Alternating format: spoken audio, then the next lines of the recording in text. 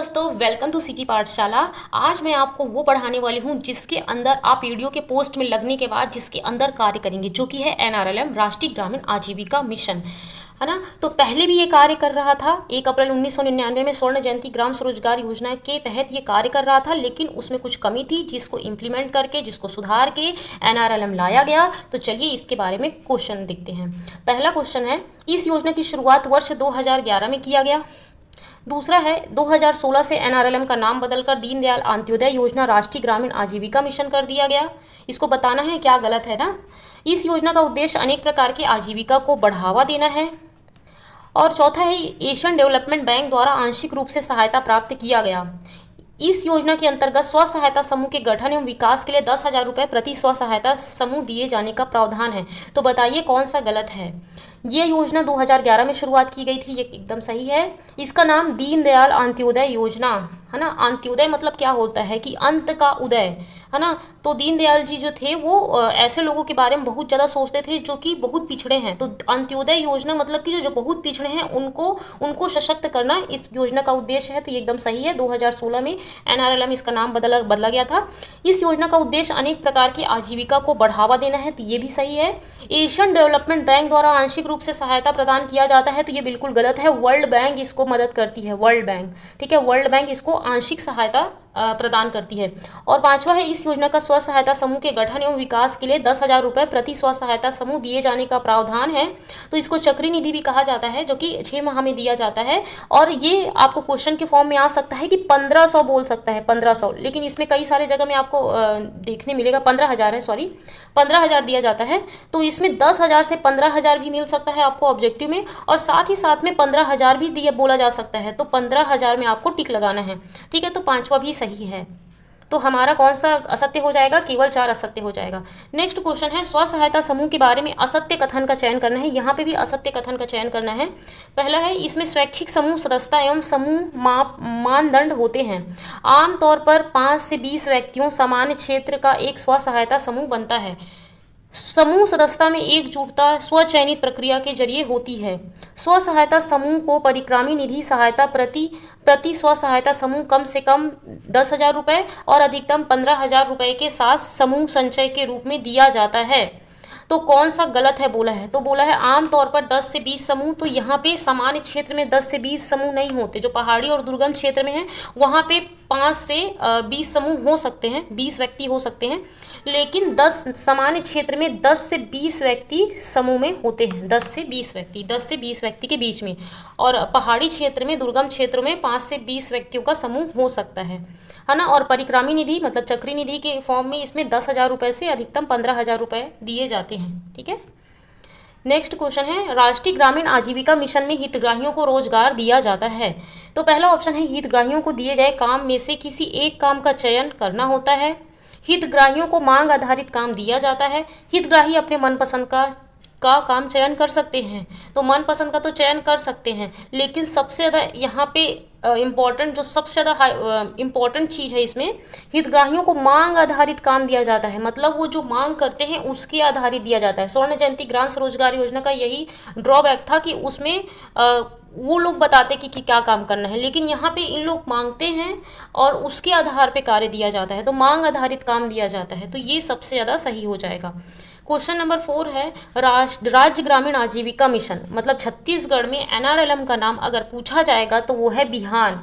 बिहान मतलब क्या होता है, नया सवेरा, ठीक है। तो राज्य ग्रामीण आजीविका मिशन योजना कब प्रारंभ किया गया था, तो कब प्रारंभ किया गया था। पहला ऑप्शन है 1 अप्रैल 2015, दूसरा ऑप्शन है 28 जनवरी 2014, तीसरा ऑप्शन है 2 अक्टूबर 2013 और चौथा ऑप्शन है 1 अप्रैल 2013। तो याद रखिएगा 1 अप्रैल 2013 को एनआरएलएम लागू किया गया छत्तीसगढ़ में और बिहान नाम से लागू किया गया। नेक्स्ट क्वेश्चन है, राष्ट्रीय ग्रामीण आर्थिक परिवर्तन परियोजना NRETP योजना की शुरुआत कब हुआ था, है ना। तो national rural economic transformation project, ठीक है। तो इसकी शुरुआत जो हुई थी छत्तीसगढ़, जिसकी शुरुआत हुई थी 2019-20 में, 2019-20 में इसकी शुरुआत हुई थी। जिसका उद्देश्य ग्रामीण गरीबों के लिए कुशल और स्थायी संस्थागत मंच तैयार करना है, जिससे वे स्थायी आजीविका संवर्धन और वित्तीय सेवाओं तक बेहतर पहुंच के माध्यम से घरेलू आय बढ़ा सके। ये इसका लक्ष्य है। जैसे इसके नाम से क्लियर है, अगर आप किसी का फुल फॉर्म अगर याद कर लेते हैं तो आपको समझ आ जाएगा कि ट्रांसफॉर्मेशन करना है, तो उससे आप टिक लगा सकेंगे एग्जाम में कि इसका आखिर लक्ष्य क्या है। एनआरईटीपी योजना का मुख्य उद्देश्य क्या है, तो स्व सहायता समूह को सशक्त एवं आत्मनिर्भर बनाना। दूसरा है समावेशी विकास को बढ़ावा देना। तीसरा है कौशल प्रशिक्षण प्रदान करना और गरीबी उन्मूलन का प्रयास करना। तो स्व सहायता समूह को सशक्त और आत्मनिर्भर बनाना, ये इसका लक्ष्य है, मुख्य उद्देश्य है, मुख्य बोला है। ठीक है, तो जैसे इसके नाम से क्लियर है, ट्रांसफॉर्मेशन प्रोजेक्ट। नेक्स्ट है एनआरईटीपी योजना राज्य में कितने जिलों में संचालित है, तो पहला ऑप्शन है 11 जिलों में, दूसरा ऑप्शन है 9 जिलों में, तीसरा ऑप्शन है 7 जिलों में और चौथा ऑप्शन है 10 जिलों में। तो ये संचालित है 7 जिलों में एनआरईटीपी योजना।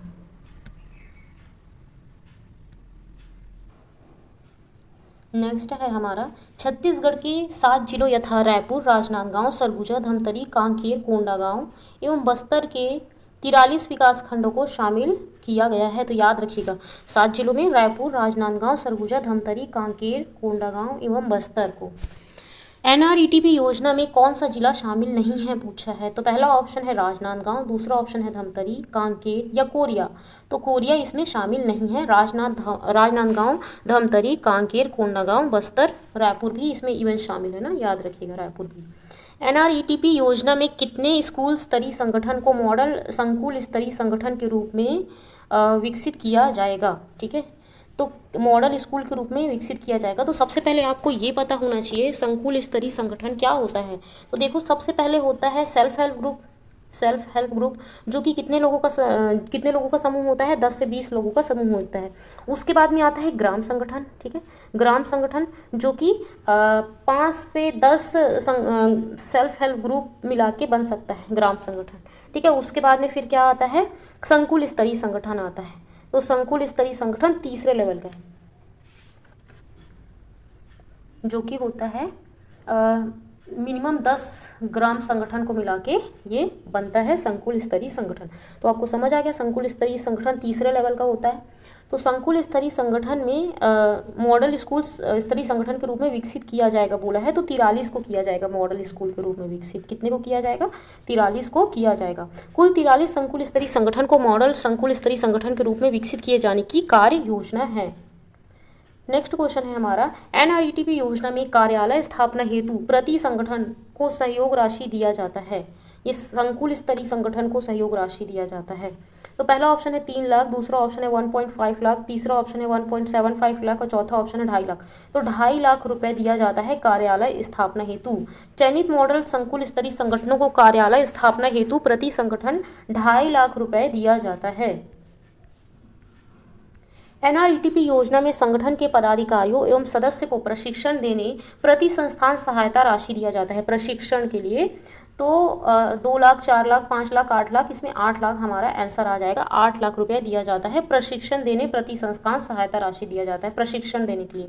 समुदाय संगठनों के पदाधिकारियों, सामुदायिक संवर्गों एवं सदस्यों के प्रशिक्षण संस्थान स्थापना हेतु 8 लाख रुपये प्रति संस्थान दिया जाता है कि उनको प्रशिक्षण दिया जा सके।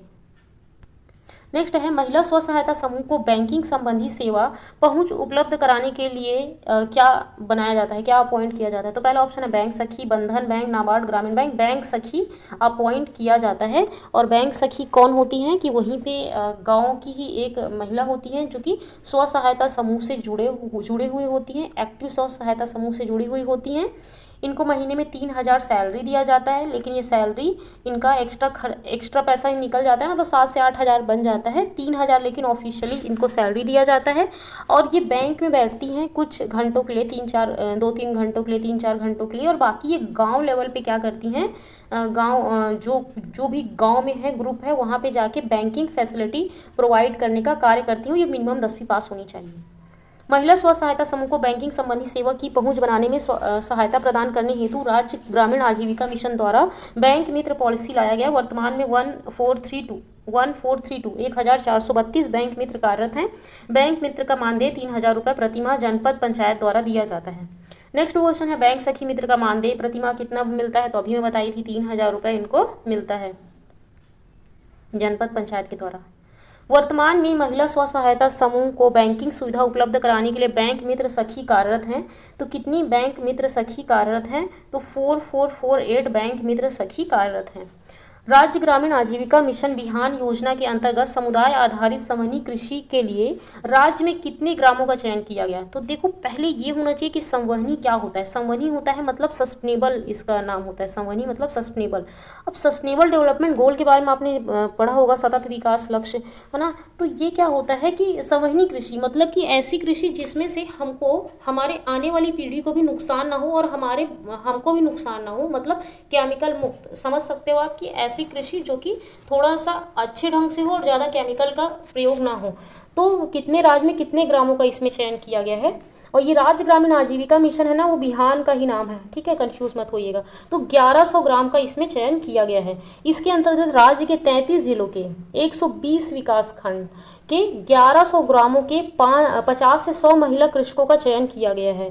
कृषकों का चयन किया गया है और इनको क्या दिया जाएगा? संवहनी कृषि के लिए इनको प्रशिक्षण दिया जाएगा। राज्य ग्रामीण आजीविका मिशन योजना बिहान योजना के अंतर्गत अभी तक कितने कृषि उत्पाद कंपनी एफपीसी का गठन किया जा चुका है? ठीक है, एफपीसी कितने का गठन किया जा चुका है यहाँ पे बोला है, तो 10 का गठन किया जा चुका है। 10 महिला कृषक उत्पाद कंपनी का गठन किया जा चुका है एवं 4 नए महिला कृषक उत्पाद कंपनी का गठन जिला रायपुर, रायगढ़, दंतेवाड़ा एवं गरियाबंद में किया जाना प्रस्तावित है। रायपुर, रायगढ़, दंतेवाड़ा और गरियाबंद में किया जाना प्रस्तावित है। ये कृषक उत्पाद संगठन है, ठीक है, वही इन लोग वही सब काम करेंगे संगठन मिलजुल के, ठीक है। नेक्स्ट क्वेश्चन है, tool bank custom hiring centre योजना का उद्देश्य क्या है? अब जैसे नाम से क्लियर है, नाम है टूल बैंक, मतलब एक ऐसा बैंक, एक ऐसा जगह जहाँ पे पूरा टूल वगैरह होगा। तो पहला ऑप्शन है स्व सहायता समूह के लिए बैंक की स्थापना करना, महिला स्व सहायता समूह कस्टम कार्य में रोजगार देना, लघु सीमांत महिला किसानों को कृषि यंत्र किराए पर उपलब्ध कराना। तो यही सही हो जाएगा, एक किराए पर कृषि यंत्र उपलब्ध कराना, ये इसका लक्ष्य है। टूल बैंक या कस्टम हेयरिंग सेंटर के अंतर्गत छोटे मझोले किस्म के किसानों को कृषि यंत्रों को किराए से प्रदान किया जाता है। क्वेश्चन नंबर 18 है, स्टार्टअप विलेज एंटरप्रेन्योरशिप प्रोग्राम योजना का संचालन कितने विकास खंड में किया जा रहा है? कितने विकास खंड में किया जा रहा है? तो पहला ऑप्शन 9, दूसरा ऑप्शन है 11, तीसरा ऑप्शन है 16 और चौथा ऑप्शन है 25। ठीक है, तो स्टार्टअप विलेज एंटरप्रेन्योरशिप का प्रोग्राम का आयोजन 9 जिलों में 9 विकास खंड में किया जा रहा है। ठीक है, ये भी स्टार्टअप के लिए होगा, विलेज के स्टार्टअप के लिए और उद्यमता वहाँ पे स्थापित करने के लिए ही इसका लक्ष्य है। स्टार्टअप विलेज एंटरप्रेन्योरशिप प्रोग्राम योजना अब तक कुल कितने उद्यमियों को प्रशिक्षण दिया जा चुका है? तो कितने उद्यमियों को प्रशिक्षण दिया जा चुका है? 18,264। ये इतना इम्पॉर्टेंट नहीं है तो इसलिए इसको जल्दी जल्दी हम लोग चलते हैं। है हमारा question number 20, one stop facility centre संचालित है बस्तर, बिलासपुर, सरगुजा, दुर्ग, बस्तर, रायपुर, सरगुजा, कोंडागांव, बस्तर, कांकेर, सुकमा, सरगुजा, बस्तर, सरगुजा, रायपुर और राजनांदगांव। तो ये संचालित है बस्तर, सरगुजा, रायपुर और राजनांदगांव में। वन स्टॉप फैसिलिटी सेंटर का संचालन, देखो वन स्टॉप फैसिलिटी सेंटर है मतलब एक ही जगह में बहुत सारी फैसिलिटी प्रोवाइड करना। तो इसका संचालन किया जा रहा है बस्तर में, राजनांदगांव में, रायपुर में और सरगुजा में। लोगों को रायपुर से कन्फ्यूज़न हो सकता है क्योंकि रायपुर डेवलप है तो वहाँ पे क्यों किया जाएगा करके ऑप्शन को एलिमिनेट कर दिया जाता है, बट ऐसा मत करिएगा, रायपुर भी इसमें आएगा। और 2023-24 में ना 3 जिलों को इसमें शामिल किया गया, जांजगीर चांपा, रायगढ़ एवं बलरामपुर में योजना संचालन की स्वीकृति भारत सरकार द्वारा प्रदान की गई है। तो कौन कौन से जिले? जांजगीर चांपा, रायगढ़ एवं बलरामपुर में योजना संचालन की स्वीकृति भारत सरकार के द्वारा प्रदान की गई है। नेक्स्ट क्वेश्चन है, वन स्टॉप फैसिलिटी सेंटर में अब तक कुल कितने उद्यमियों को चिन्हांकित किया जा चुका है? तो 2600 उद्यमियों को चिन्हांकित किया जा चुका है। वन स्टॉप फैसिलिटी सेंटर योजना के अंतर्गत कितने बिजनेस डेवलपमेंट सर्विस प्रोवाइडर कार्यरत हैं? बिजनेस डेवलपमेंट सर्विस प्रोवाइडर, तो 110 बिजनेस डेवलपर सर्विस प्रोवाइडर कार्यरत हैं। ये इतना ज़्यादा इंपॉर्टेंट नहीं है, इसको मैं जल्दी जल्दी चल रही हूँ, जो इंपॉर्टेंट होगा मैं उसको समझाऊंगी और उसको ऑप्शन अच्छे तरीके से देखेंगे। नेक्स्ट है, महिला किसान सशक्तिकरण योजना में महिलाओं को सुदृढ़ बनाने के लिए कितने महिला किसान परिवार का चयन किया जा चुका है? कितने महिला किसान का चयन किया गया है? तो 2200 महिला किसानों परिवार का चयन किया जा चुका है। किसान सशक्तिकरण नाम है तो मतलब किसानों के सशक्तिकरण के लिए होगा।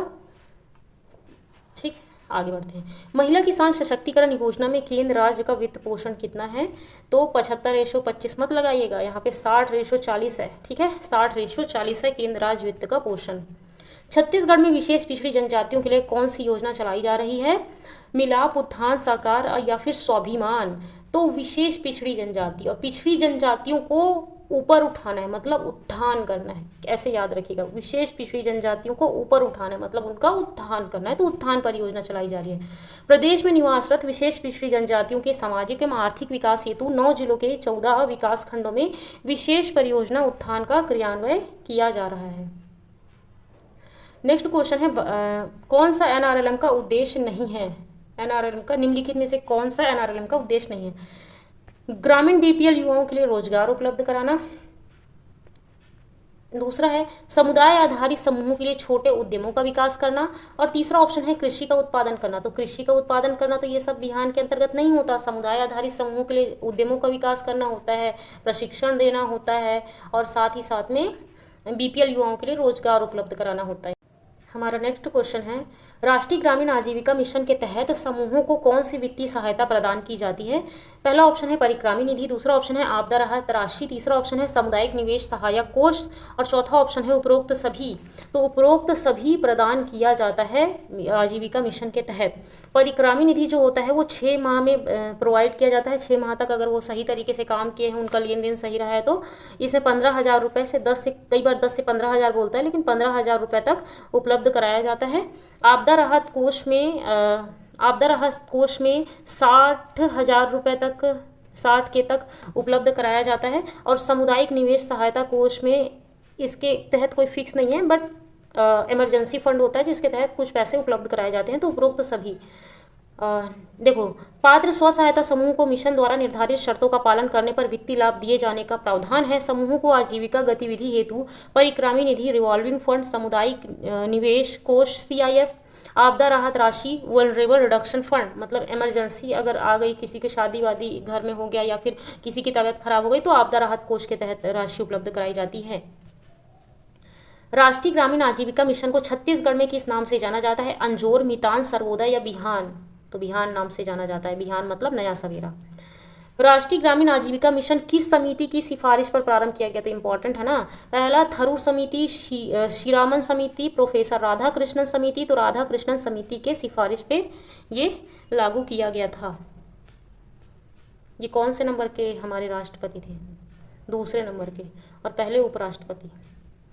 नेक्स्ट है तीसरा, दीनदयाल अंत्योदय योजना राष्ट्रीय ग्रामीण आजीविका मिशन के संबंध में निम्नलिखित कथन सत्य है?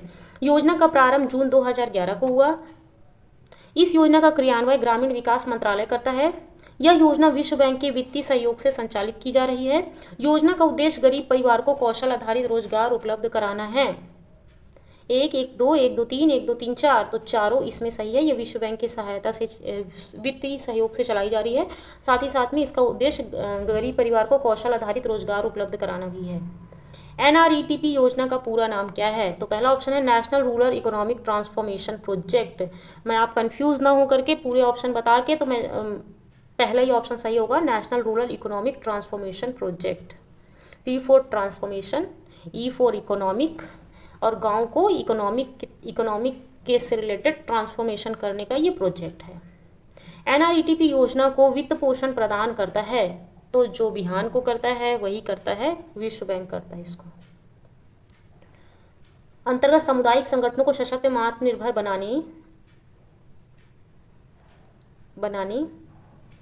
बनाने के उद्देश्य से भारत सरकार द्वारा विश्व बैंक पोषित यह योजना वित्तीय वर्ष 2019-20 में स्वीकृत किया गया।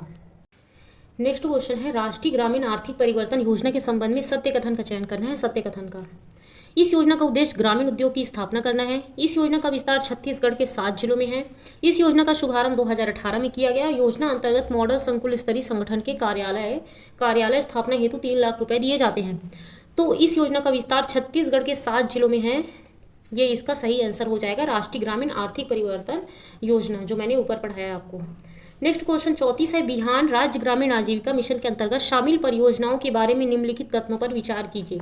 इसके अंतर्गत उत्थान परियोजना, मिलाप परियोजना, सृष्टि परियोजना को शामिल किया गया है। बिहान के अंतर्गत। उत्थान परियोजना का उद्देश्य प्रदेश में निवासरत अनुसूचित जाति के आजीविका संवर्धन करना है। मिलाप परियोजना राज्य के 2 जिलों के 7 विकास खंड में संचालित है। और सृष्टि परियोजना पोषण आधारित कृषि को बढ़ावा देने के लिए प्रारंभ की गई है। सृष्टि परियोजना का संचालन राज्य के 8 जिलों के 38 विकास खंड में किया जा रहा है। उपयुक्त कथनों में से असत्य कथन का इसमें चयन करना है। तो पहला ऑप्शन है 2 और 5 केवल 3, 3 और 4 और सभी सत्य हैं।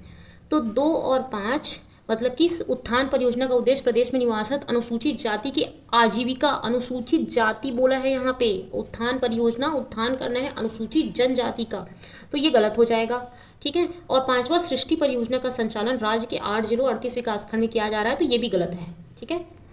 और बाकी सब सही है। सृष्टि परियोजना पोषण आधारित कृषि को बढ़ावा देने के लिए है। मिलाप परियोजना मतलब मिलाप जो कोविड-19 के कारण जो प्रभावित हुए थे उनको आजीविका से जोड़ने के लिए लाया गया था। और 2 जिलों के 7 विकासखंड में ये संचालित है और इसके अंतर्गत एनआरएलएम के तहत उत्थान, मिलाप, सृष्टि परियोजना संचालित किया जा रहा है। नेक्स्ट उत्थान परियोजना के बारे में देखते हैं। उत्थान मैं बताई थी कि उत्थान मतलब अनुसूचित जनजाति के लोगों को उठाने के लिए, उत्थान करने के लिए लाया गया था। तो पहला ऑप्शन है विशेष पिछड़ी जनजाति को सरकारी नौकरी दिलाना। दूसरा ऑप्शन है विशेष पिछड़ी जनजाति का सामाजिक आर्थिक विकास करना। विशेष पिछड़ी जनजाति को पोषण आहार प्रदान करना और विशेष पिछड़ी जनजाति को शिकार पर प्रतिबंध लगाना। तो पिछड़ी जनजाति का सामाजिक आर्थिक विकास करना, ये इसका उद्देश्य है। उत्थान परियोजना कितने जिलों में संचालित है? 10, 18, 9 और 33। तो 9 जिलों में संचालित है।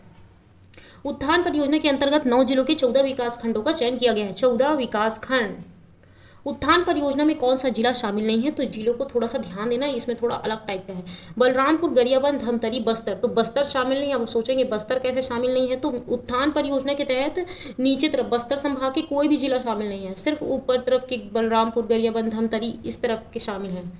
कौन कौन से 9 जिले हैं? कोरिया, सरगुजा ऊपर तरफ का, बलरामपुर, ठीक है, 3 हो गया। उसके बाद नीचे आए कोरबा, बगल में रायगढ़, फिर कवर्धा, राजनांदगांव को तो हर जगह शामिल किया जाता है क्योंकि ये भी थोड़ा सा इनको पिछड़ा ही माना जाता है। फिर धमतरी और गरियाबंद भी शामिल है उत्थान परियोजना के तहत। 9 जिला 14 विकासखंड। उत्थान परियोजना कौन से जिला में संचालित है? सरगुजा, बिलासपुर, जांजगीर चांपा, महासमुंद। तो सरगुजा में संचालित है, अभी हमने देखा। उत्थान परियोजना कितने विकास खंड में संचालित किया जा रहा है?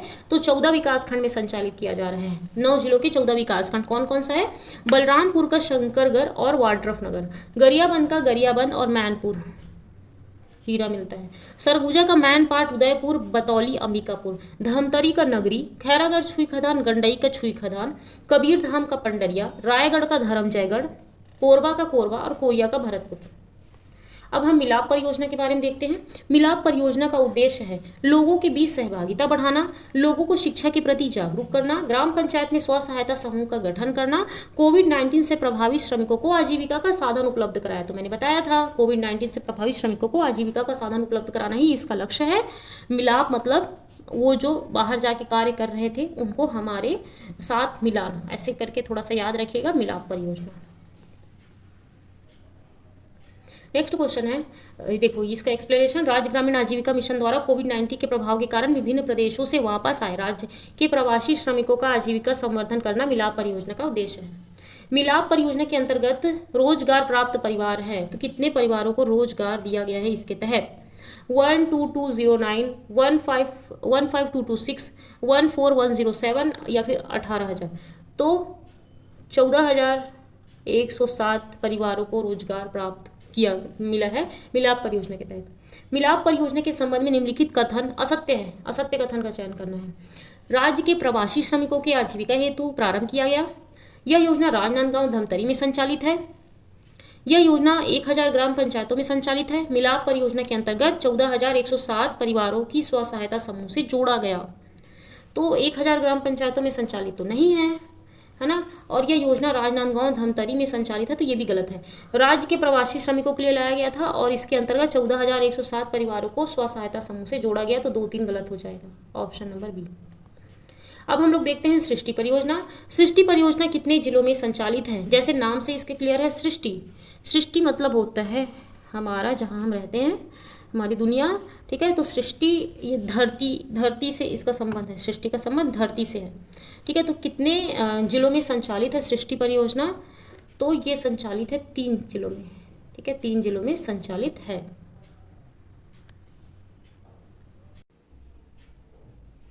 सृष्टि परियोजना में रायपुर, धमतरी और सरगुजा जिला शामिल है। कौन सा? रायपुर, धमतरी और सरगुजा जिला शामिल है। सृष्टि परियोजना में शामिल जिला है, तो कौन सा जिला शामिल है सृष्टि परियोजना में? रायपुर, धमतरी और सरगुजा, या फिर उपयुक्त सभी? तो उपयुक्त सभी शामिल है। सृष्टि परियोजना कौन से जिला में संचालित नहीं है? रायपुर, धमतरी, सरगुजा, कोरबा, तो कोरबा में संचालित नहीं है। अब हम लोग समृद्ध बिहान के बारे में जानते हैं। समृद्ध बिहान कार्यक्रम, नाम से इसके मत जाना, समृद्ध बिहान, इसका कार्य थोड़ा सा अलग टाइप का है, तो ध्यान रखिएगा। पहला ऑप्शन है गर्भवती महिलाओं को पोषण आहार उपलब्ध कराना, महिलाओं को शिक्षा के प्रति जागरूक करना, स्व सहायता समूह का गठन करना और सरकारी योजना को गांव तक पहुंचाना। तो गर्भवती महिलाओं को पोषण आहार उपलब्ध कराना समृद्ध बिहान का उद्देश्य है ना। गरीब एवं पिछड़े एवं गरीब क्षेत्र की महिलाओं में गर्भावस्था पूर्व, गर्भावस्था के पहले और गर्भावस्था के दौरान की सेवाओं तक पहुंच को बेहतर करना इसका उद्देश्य है। समृद्ध बिहान कार्यक्रम प्रारंभ हुआ था, कहाँ से प्रारंभ हुआ था? तो कहाँ से प्रारंभ हुआ था? बस्तर, सरगुजा और साथ ही साथ में क्या था? बस्तर, सरगुजा, कांकेर, दंतेवाड़ा। तो ये बस्तर से चालू हुआ था। कहाँ से चालू हुआ था? बस्तर से चालू हुआ था समृद्ध बिहान। समृद्ध बिहान कार्यक्रम के पायलट परियोजना का नाम क्या है? पायलट, इसके तहत पायलट प्रोजेक्ट चलता है, उसका नाम क्या है? इच्छा, स्वाभिमान, आत्मसम्मान, आत्मनिर्भर। तो आपने स्वाभिमान योजना के बारे में सुना होगा, ठीक है, 2009 में आया था। तो समृद्ध बिहान कार्यक्रम के पायलट प्रोजेक्ट के तहत स्वाभिमान कार्यक्रम चल रहा है। समृद्ध बिहान कार्यक्रम का संचालन कितने जिलों में हो रहा है? तो हमारे यहाँ पे 33 जिले हैं, उसमें 32 जिलों में हो रहा है, ठीक है, समृद्ध बिहान। समृद्ध बिहान 32 जिलों के 68 विकास खंडों में सघन रूप से संचालन किया जा रहा है। अब हम लोग रीपा योजना के बारे में देखते हैं। Mahatma Gandhi rural industrial park RIPA प्रारंभ किया गया था। ये वैसे भूपेश बघेल सरकार के गवर्नमेंट के टाइम में प्रारंभ किया गया था। अभी के लिए उतना इंपॉर्टेंट नहीं है, लेकिन फिर भी हमको देख लेना चाहिए क्योंकि एनआरएलएम के तहत ही आता है। 2 अक्टूबर 2021, 2 अक्टूबर 2022, 2 अक्टूबर 2020 और 2 अक्टूबर 2023। तो 2 अक्टूबर 2022 को ये प्रारंभ किया गया था। गौठानों को आजीविका केंद्र के रूप में विकसित करने के उद्देश्य से Mahatma Gandhi rural industrial park RIPA को 2 अक्टूबर 2022 प्रारंभ किया गया। प्रत्येक विकास खंड में 2 गौठानों को रीपा हेतु चयन किया जाएगा, मतलब गौठान इसमें बनाया जाएगा और साथ ही साथ में 2 गौठानों को रीपा हेतु चयन किया जाएगा। अब रीपा का फुल फॉर्म क्या है? Mahatma Gandhi rural industrial park. 300 RIPA का इसमें चयन कर कार्य प्रारंभ किया जा चुका है। 300 RIPA. Mahatma Gandhi rural industrial park RIPA प्रत्येक विकास खंड में कितने गौठान का चयन किया गया? एक विकास खंड में। कितने विकास खंड है? 146। और 146 में 2 का चयन किया गया। 2 का मल्टीप्लाई कर दोगे आप तो कुछ बच जाएंगे। 2 का यहाँ पे मल्टीप्लाई करो,